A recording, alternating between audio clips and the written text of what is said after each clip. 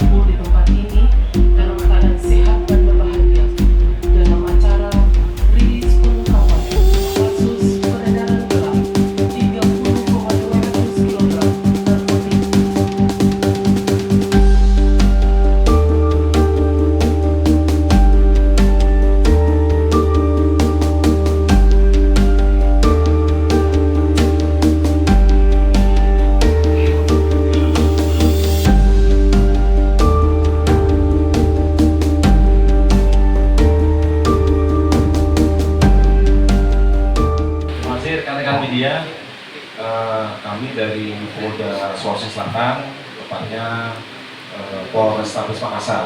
Jadi hari ini melaksanakan press release terkait dengan pengungkapan kasus narkotika jaringan internasional dengan barang bukti 30,200 kg sabu dan 8.229 butir pil methadone narkotika jenis baru. Jadi bentuknya seperti ini, yang jenis baru. Ya, nanti akan dijelaskan oleh Kabid Lapor. Kemudian awal mulanya adalah dari TKP pertama, yaitu 1 gram ya, dari Makassar ya, dari Makassar. Kemudian TKP pertama, kemudian yang kedua di perumahan Green River, Tamalate. Kemudian TKP ketiga di Jalan Lolong Baku, BTN Alam Sabila, Kendari. Nah, jadi ini terus dikembangkan oleh anggota kita. Ini sekitar 6 kg, kalau ini sekitar 20 kg. Dan ini dikendalikan dari jaringan internasional dari LP ya.